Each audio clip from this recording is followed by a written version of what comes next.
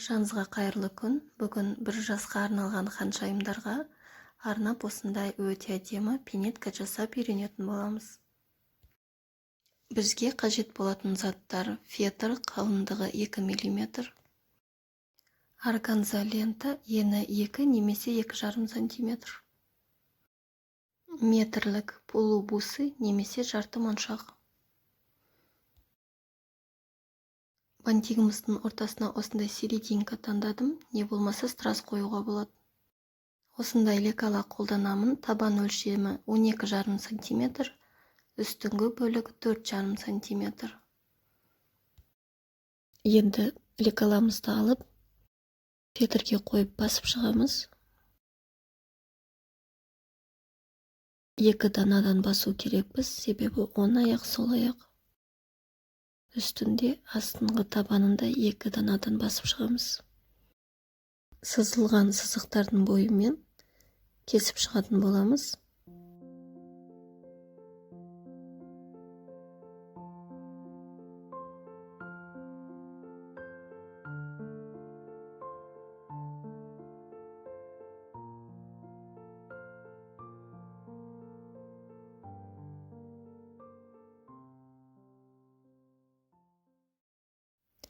Кесіп болдық, енді жинайтын боламыз.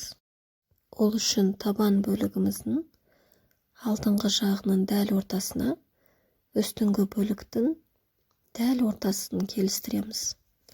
Алды дәл ортасы болып тұру керек. Себебі біздің алдымыздың да үстіңгі бөлікте үшбұрыш сызығымыз бар. Сол дәл ортасына дәл келу керек.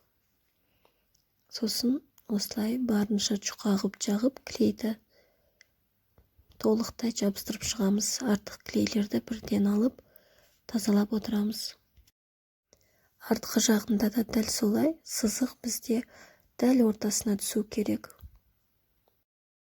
Және де айта кететін жайт, сіздер кесіп алған кезде ручканың ізі сәлде болса қалады ғой. Сол ручканың ізі көрінген жақ бізде ішкі бөлікке кетеді. Сонда ол көрінбей, клейдің астында қалып қоятын болады. Сонымен қатар, серебристый ручка алып, серебристый жылтыр ручкамен сызсаңыз, онда ручканың пастасы аса көрінбейтін болады, және барынша таза шығатын болады жұмысымыз. Мінекей, біздің негізіміз дайын, енді бұны әрлеуге көшеміз. Алдымен бантигімізді жасап аламыз. Ол үшін 20 см-ден ұзындығы 4 лента кесіп алуымыз керек. Дәл осылай видеода көрсетілгендей бантигімізді жинаймыз. Барлық 4 лентамызды жеке-жеке жинайтын боламыз.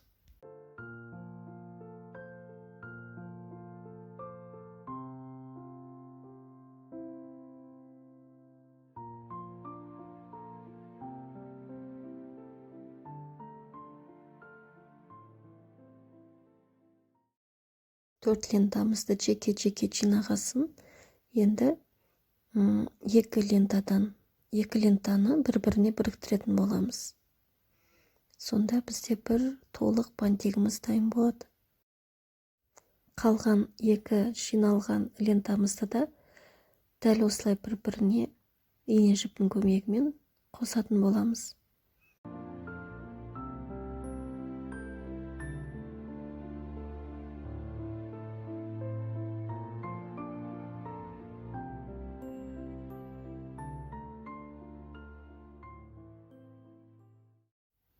Енді метрлік полубусымызбен шеттерін, біздің тігістерімізді жауып шығатын боламыз. Клейіміз көрінбей, барынша таза әрі әдемі болу үшін бұл шетте тесмада қойып жатады. Барлығы өзіңіздің қалауыңызбен метражный страза да қоюға болады. Бұл ретте де клейді қатты баспаймыз. Кішкене ғана жұқа ғып жағып, бірден басып, артық клейді алып тастап отырамыз. Көп бассаңыз, бұл жарты моншақтың арасы ашық, сосын клей болып қатты көрініп қалады.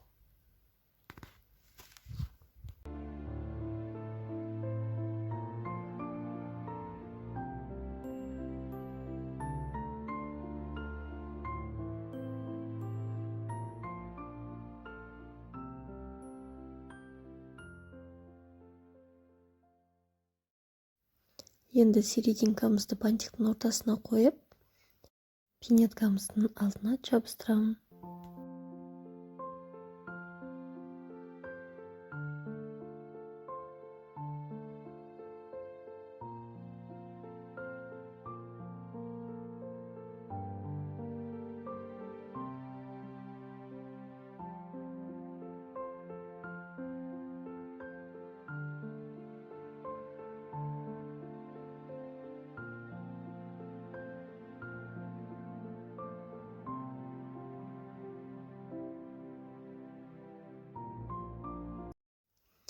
Енді ұзындығы 30 сантиметрден 4 лента дайындап аламын. Бұл бізде пинеткамызды байлау үшін шетіне өте жұқа қылып, қатты шығармай, шетіне ғана жабыстырам. Сосын дәл осы тұста метрлік жарты моншақпен жауып өтетін боламын.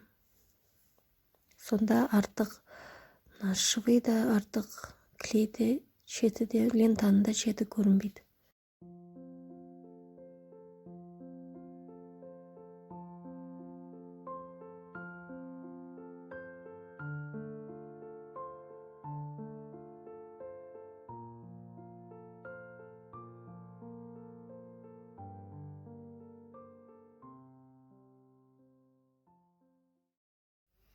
Өте әдемі болып шығып жатыр. Енді пинеткамыздың үстіңгі шетін осы жарты моншақпен метрлік жабыстырып шығам, дәл шетімен.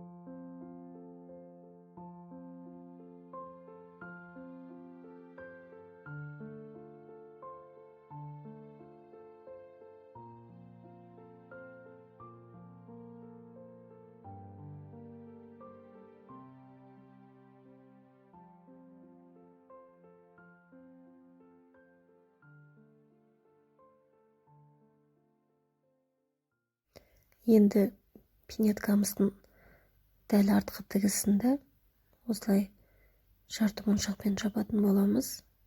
Ешбір ашық клей қалдырмаймыз. Барлық біздің біріктірген жерлеріміз, тігістеріміздің бәрі осылайша жабық тұрады. Барынша таза шықты, сіздерге ұнады деген ойдамын. Тұсаукесер, бір жаз, не болмаса фотосессия болсын, кез келген айтулы кештерге жарасады. Видеоны соңына дейін қарағаныңызға рахмет, сау болыңыз.